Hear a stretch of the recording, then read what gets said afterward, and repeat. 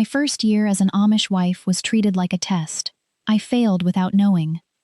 On the morning of my first wedding anniversary, I was 19 years old and standing in my mother-in-law's kitchen while Bishop Amos opened a black notebook beside the cold remains of breakfast. My husband, Daniel, sat across from me, but he would not raise his eyes. His mother kept polishing a clean spoon with the corner of her apron. My own mother was there too, staring through the window as though the empty wash line required all her attention. Then the bishop said, "Rebecca, your year has been considered." My year. What had they been considering? Why had Daniel never mentioned it? And why did everyone in that room already know the answer except me? To explain how I failed, I must begin with the people I trusted enough not to ask what they were doing. I married Daniel in the autumn of 1972, when the maple leaves along the lane had turned the color of old copper. In the district where I was raised, marriages were spoken of quietly before they were announced openly. By the time Daniel asked whether I could imagine sharing his life, our parents had already discussed land, work, family expectations, and matters I did not know existed. I did not object to that. At 18, I still believed important decisions became safer when older people carried part of their weight. Daniel was 24, broad-shouldered and patient with horses. He did not speak often, but when he did, everyone listened. I mistook silence for steadiness then. It took me many years to learn that a quiet person may still be making choices in every room. His family owned a prosperous dairy farm at the northern edge of the district. The main house was large, with 2 kitchens, 6 bedrooms, and a cellar that always smelled of apples and damp stone. Daniel's father had died 3 years earlier, leaving the farm under the control of Daniel's mother, Miriam, until Daniel was ready to assume it. That was how the arrangement was explained to me. Daniel and I would live in the main house for our first year.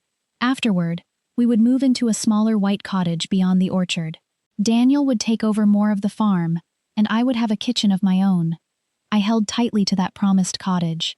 It had green shutters and a narrow porch facing west. The roof sagged slightly near the chimney, but I imagined repairing it with Daniel. I imagined planting beans beside the fence and setting a cradle near the bedroom window one day. A place did not have to be grand to feel like freedom. 3 nights before the wedding, my mother came into my room while I was folding my dresses. Her name was Anna. She was a careful woman who believed every emotion should be made smaller before it was shown. That night, she picked up one of my aprons, folded it again, and placed it beneath the others. "Miriam keeps a particular household," she said. "I know. You may find her corrections difficult. I can learn." Mother pressed her thumb against the folded cloth. "Do not make every correction into a question." I laughed softly, because I thought she was advising me about the ordinary strain between a young wife and an older woman. "I will not argue over where she keeps the flour." My mother did not smile. "There are things a woman understands only after she has lived through them." I waited for her to explain. Instead, she kissed my forehead and told me to sleep. That was the first warning. It was small enough to mistake for wisdom. The wedding passed in a blur of hands, food, prayers, and faces. Daniel's younger sister, Clara, stood near me through most of the day. She was 17, and quick in a way the rest of her family was not. Her eyes moved constantly, noticing what others pretended not to see. As I prepared to leave my parents' home, Clara slipped a small brass key into my palm. "For the desk in the upstairs hall," she whispered. "Ma'am loses hers." I tried to return it, but she closed my fingers around it. "You may need somewhere to put your letters." It seemed like a kindness. For the first month, most of Miriam's rules appeared reasonable. Breakfast was served before sunrise. Work clothes were washed on Monday, household linens on Tuesday. Bread was baked every second day whether the previous loaves had been eaten or not. Daniel's shirts were hung with the buttons facing the lane. The front room was not used except for visitors, and the west door remained locked during the week to keep mud from being tracked inside. Whenever I made a mistake, Miriam did not scold me. She simply paused. That pause became the sound I feared most. If I cut potatoes too thick, she examined one slice between her fingers and placed it back on the board. If I spoke while Daniel was calculating feed costs, she closed the kitchen ledger without looking at me. If I rested after the noon meal, she found another task and began it herself. "You need only tell me what you expect," I said once. "I should not have to tell a wife what a household requires." Her voice remained calm. I began waking earlier. I watched where she placed her hands and copied her movements. I memorized which towels belonged in which room. I learned to judge the stove's heat by holding my palm near the iron plate, though the skin on my knuckles remained red throughout that winter. Daniel told me not to worry. Ma'am takes time to accept change. Does she think I am lazy? No. Careless? He gave a faint smile. You ask many questions. I apologized. He touched my shoulder, and that small kindness quieted me for several days. Every evening, Miriam sat at the kitchen table with a black notebook. I believed it contained farm expenses. She wrote slowly with a blue pencil, sometimes looking toward the pantry or washroom before making another mark. When I entered, she usually closed it. The first time I noticed my name inside, I was carrying a basket of mending. The notebook lay open. At the top of the page was written, Rebecca, Week 6. Beneath it were short lines and numbers. Morning fire, late. Bread, acceptable. Daniel's collar, unfinished. Speech at supper, twice. I stopped walking. Miriam returned before I could read further. She closed the notebook with one hand. What is that? Household records. Why is my name written there? Because you live in the household. She picked up the notebook and carried it away. That evening, I asked Daniel. He was rubbing harness oil into a leather strap in the barn. The smell was sharp enough to sting my nose. Your mother writes things about me. She records everything. She counted how many times I spoke at supper. Daniel continued rubbing the strap. She likes order. Why would my speaking need to be ordered? His hand stopped for half a second. Then he said, Rebecca, if you challenge every habit in this house, you will make the year harder than it needs to be. The year. I heard the phrase, but I did not understand it. I assumed he meant the year before we moved into the cottage. I asked Clara about the notebook the following morning. She was gathering eggs, and one hen kept pecking at the hem of her dress. Usually that would have made her laugh. Instead, she became still. Ma'am writes down everyone's work, she said. Does she have pages with your name? She used to. What happened to them? I grew older. Her answer made no sense. But Miriam called from the porch before I could press her. Over the next months, Clara became the nearest thing I had to an ally. When Miriam sent me to churn butter after I had been sick through the night, Clara finished half the work before anyone woke. When I burned 2 loaves because Daniel had asked me to help deliver a calf, Clara scraped the blackened crusts and turned them into crumbs. She also warned me when Miriam was watching. Do not sit yet. Put the blue dress away. Ma'am thinks the color draws attention. Daniel told her you visited your mother twice this month. That last warning unsettled me. Why would he tell her? Clara looked down at the beans she was snapping. He tells her most things. I confronted Daniel after supper. Do you report my visits? He frowned. Report? To your mother. I tell her where we have been. She writes it down. Ma'am writes down the weather. I am not weather. His expression hardened then. Not with anger, but disappointment. You knew we would live as a family. I knew we would share a house. I did not know every movement would be recorded. He lowered his voice. You are making something ordinary sound cruel. I wanted him to be right, so I let him be right. That was one of the ways I helped them. I kept choosing the explanation that hurt least. By February, Miriam controlled the money I used, the letters I sent, and the days I visited my parents. She never announced those controls. They arrived disguised as efficiency.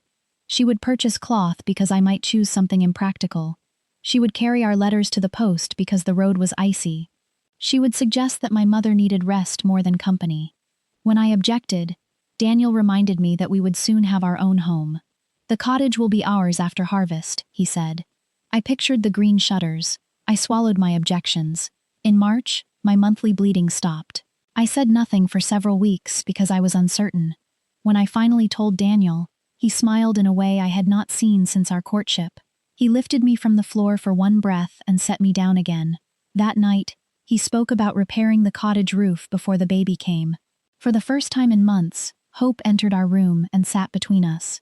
Miriam's reaction was different. She pressed her lips together and asked how far along I believed myself to be. Perhaps 2 months. You have continued lifting wash baskets? Yes. Then we will not alter the work until there is reason. Clara caught my eye from across the kitchen. 2 weeks later, I began having pain. It was not severe at first. A pulling ache low in my body, followed by dizziness when I stood. Miriam said early pregnancies often brought discomfort. I asked to visit a midwife in the neighboring district. There is no need to invite worry, she said. Daniel agreed with her. By the third day, I could not carry a pail without leaning against the wall. Clara found me sitting on the cellar steps, my apron pressed between my hands.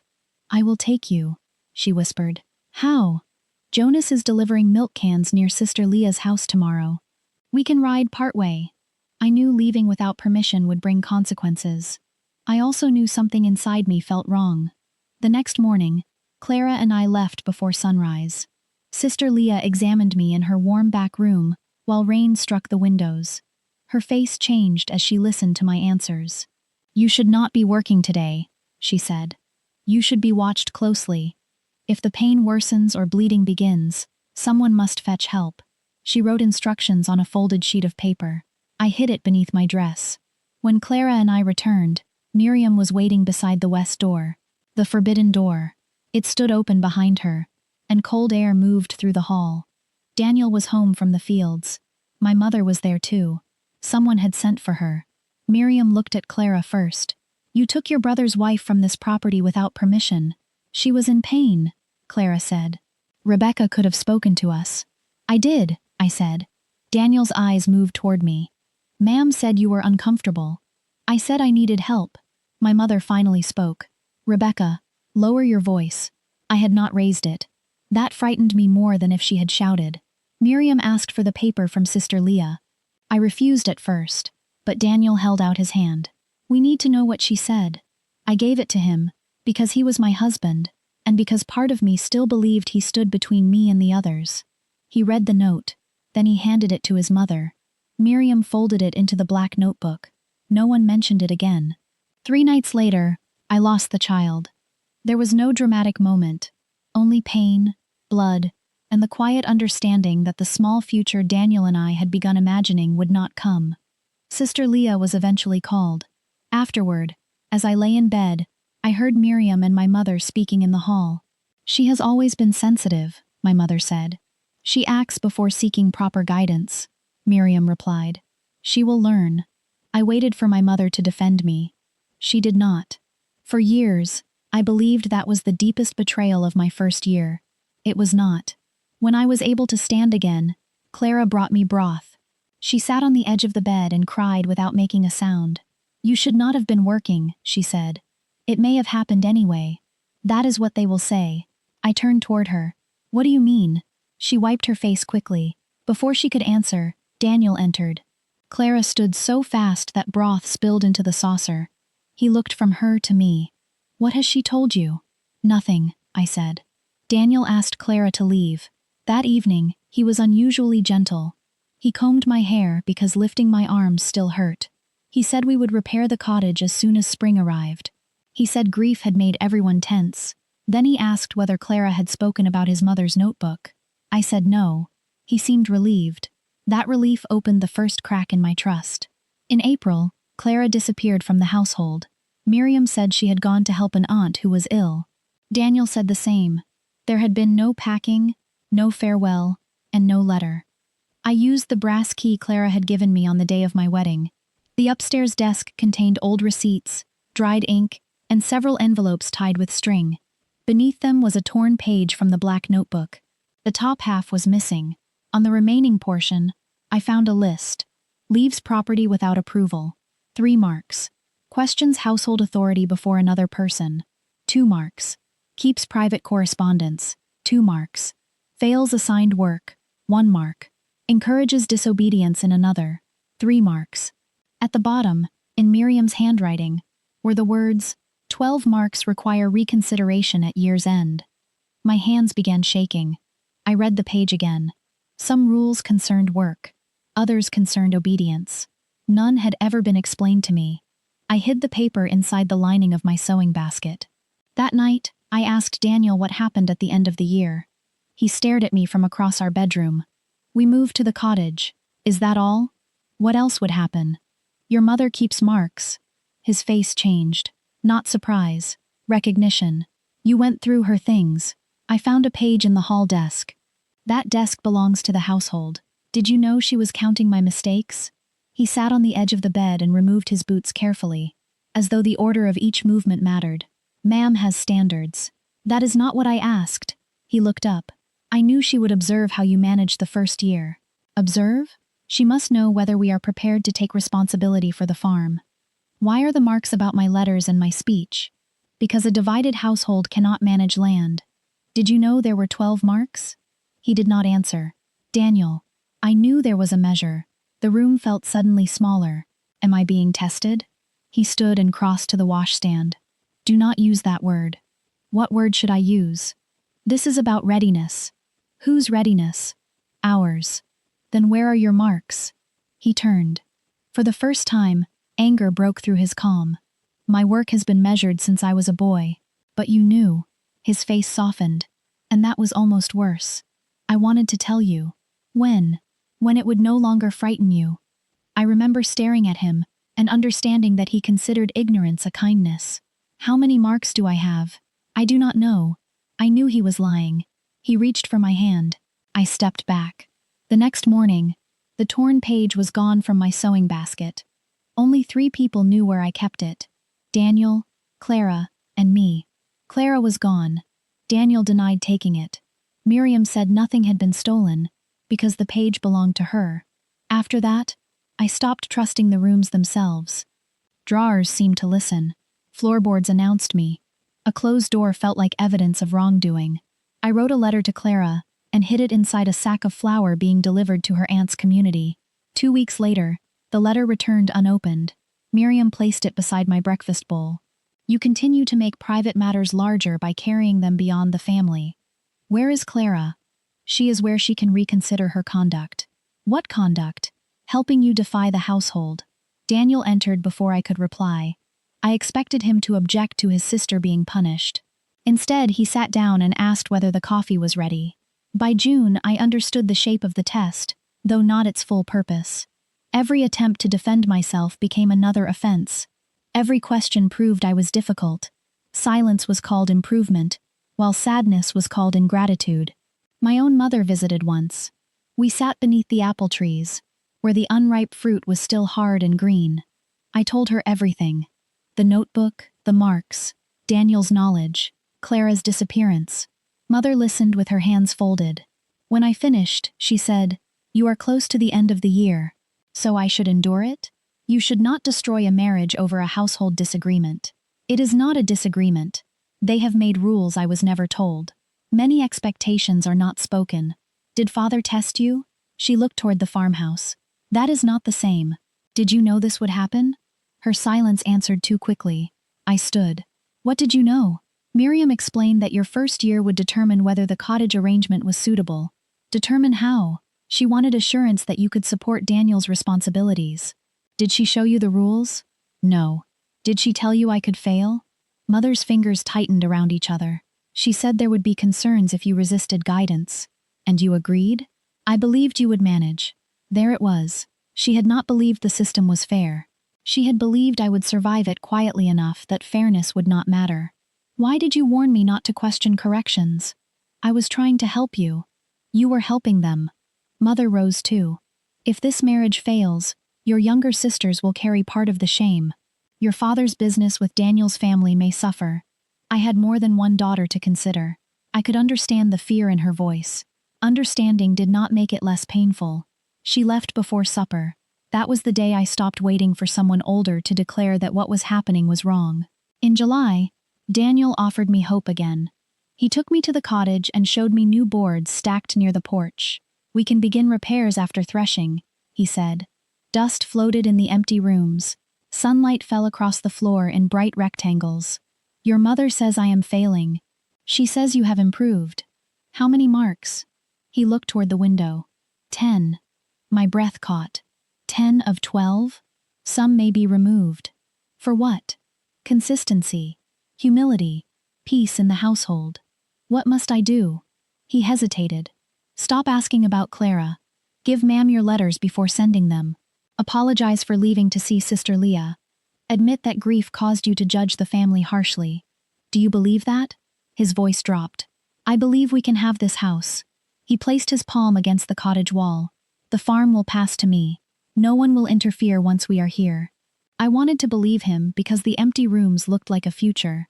I agreed to apologize. On Sunday, I stood before Miriam and Daniel and said I had acted from fear. I said I should have trusted the household's judgment. I said I regretted creating division.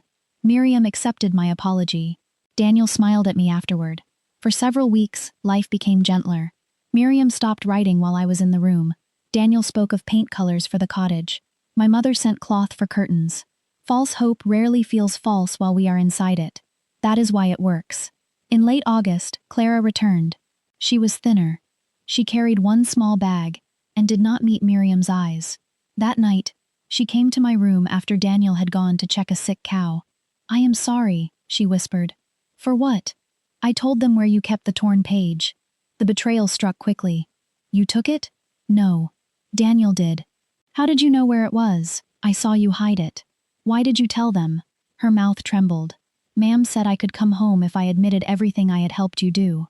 I sat down. Clara had been my ally. She had also been frightened, 17, and dependent upon the same family that controlled me. Was the page true? Yes. What happens if I reach 12? She looked toward the door. "You do not move to the cottage. I know that much." "No, Rebecca. You do not remain Daniel's household partner. Ma'am keeps control of the farm and money. You remain under her authority for another year. And after that? They test you again." The room became very quiet. Why? Because Daniel's father left instructions. Daniel inherits full control only when Miriam declares his household stable. Then Daniel benefits if I pass. Yes. Why would he hide it? Because he believed you would behave differently if you knew. Did they expect me to fail? Clara began crying again. Ma'am said a willing wife does not need to know she is being measured. I thought of the rules that could not be followed without knowing they existed.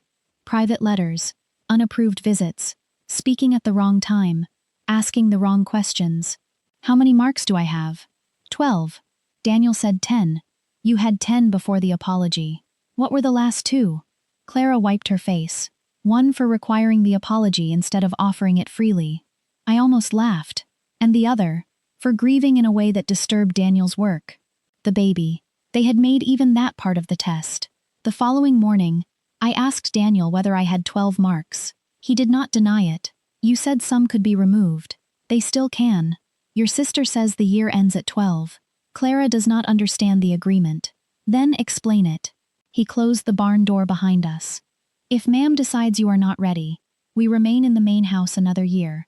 That is all. That is not all. You lied to me before we married. I did not lie. You allowed me to believe the cottage was certain. I believed you would pass. How could I pass rules I did not know? His jaw tightened. My mother was looking for character, not performance. Then why keep numbers? To make the decision clear. No. Numbers make cruelty look clean. He stared at me. I had never spoken to him that way. He stepped closer, though he did not touch me. I need this farm, Rebecca. And you need your mother's approval to have it. Yes. So what do you need from me? 1 more year. Not love, not forgiveness. 1 more year of acceptable behavior. I asked him whether he had known before the wedding that I could be tested again. He said yes. I asked whether my mother had known. He said she knew there might be a second year. I asked whether Bishop Amish knew. Daniel's silence answered. The test had never belonged only to Miriam. It was an agreement built around me by my husband, his mother, my mother, and a church authority who believed family property was more important than informed consent. Clara had betrayed my hiding place, but she was the only one who finally told me the truth. Our anniversary arrived 6 weeks later. That morning, Bishop Amish opened the black notebook in Miriam's kitchen. Daniel sat beside his mother rather than beside me. My own mother watched the empty wash line. The bishop explained that my first year had shown impatience, secrecy, resistance to guidance, emotional instability, and a tendency to place personal judgment above household unity. He did not mention that I had never been told I was being judged. He read the marks aloud. 1 for sending a letter without review. 3 for leaving the property with Clara. 2 for questioning Miriam before Daniel. 1 for keeping the torn notebook page. 1 for refusing immediate apology. one for requiring excessive rest after the loss of my pregnancy. The remaining marks came from smaller incidents I could barely remember. Speaking sharply, closing a door, visiting my mother, keeping 2 coins from egg money to purchase thread. When he finished, Bishop Amos folded his hands. Miriam cannot recommend that you and Daniel establish an independent household. The cottage disappeared in a sentence. He continued. For the next year, you will remain under supervision. At its conclusion, your conduct may be considered again. That was the complete truth. My first year as Daniel's wife had been treated as a test. My husband knew. My mother knew. His mother designed it. The bishop approved it. Clara had been punished for interfering with it, and I had failed without knowing I was taking it. Bishop Amos asked whether I accepted the decision. I looked at Daniel. Did you ever intend to tell me? He stared at the table. After you passed. And if I never passed? His mother answered for him. A humble woman does not keep count of how long humility requires. I reached across the table and took the black notebook. Miriam tried to stop me, but the bishop lifted one hand. Perhaps he believed I only wished to read it. I opened to the first page bearing my name. There were marks beside my wedding week. Before I had even learned where the flower was kept, I had already been judged for sleeping past 5 after the wedding, for writing privately to my sister, and for asking when Daniel and I would move. I turned several pages. There were notes from before the marriage. Anna believes Rebecca can be corrected. Daniel agrees she should not know the measure. That sentence settled something inside me. I closed the notebook. I do not accept another year. My mother whispered my name. Daniel finally looked up. Think carefully. I have spent a year thinking without the information the rest of you had. You will lose the cottage. It was never mine. You may lose this marriage. I held his gaze. A marriage I must unknowingly qualify for each year is not a marriage I can remain inside. No one shouted. That is important to remember. The room stayed almost perfectly calm while my life divided into a before and an after. I went upstairs and packed 2 dresses, a comb, my sewing basket, and the brass key Clara had given me. Miriam stood in the doorway. You will regret making a permanent decision from temporary pride. I folded my apron and placed it on the bed. The decision was made before I entered this house. I am only refusing to continue it. Clara drove me to my parents' farm. My father allowed me to sleep there, but he would not speak to me for several months.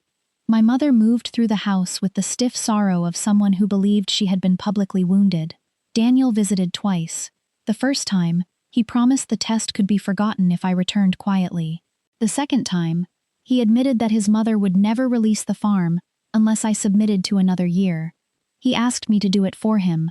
That was when I understood that he loved me, in the limited way he knew how, but he loved the life arranged for him more. I did not return. The separation cost me nearly everyone I had known. Some people crossed the road rather than speak to me. My younger sisters were watched more carefully.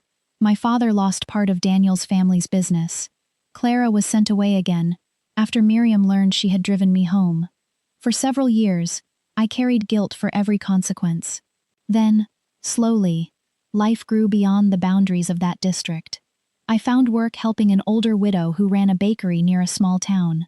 She paid me directly, and never asked how I spent each coin. The first time she handed me my wages, I counted them 3 times, because no one had ever given money to me without also giving instructions. I eventually trained as a nurse's aide. Years later, I married again. Not because I needed a husband to repair what had happened, but because I met a man who answered questions without treating them as accusations. My mother wrote to me near the end of her life. She did not ask forgiveness directly. She said she had believed obedience would protect me from rejection.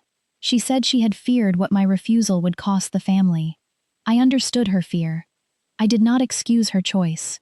Daniel never left the main farmhouse while Miriam lived. He eventually received the land. I heard that he married a woman from another district, and that she was told the household expectations before the wedding. Perhaps that was the only change my leaving produced. Clara and I remained close. She carried shame for revealing the hiding place of the notebook, though I told her many times that fear had made tools of all of us. She was the one who gave me the key. She was the one who told me the score. And when the door finally opened, she was the one who drove me through it. I am 72 now. The brass key rests in the top drawer of my desk. It opens nothing in my present home. The old desk is gone. The cottage was rebuilt long ago, and Miriam's black notebook was probably burned or buried with other family papers. Still, I keep the key. For years, I thought it reminded me of betrayal, of hidden pages, stolen evidence, and people who knew more about my life than I did. Now I understand it differently. The test was designed to measure how completely I could disappear inside someone else's expectations. By that measure, I failed. The little brass key reminds me that failing was the first door I ever opened for myself.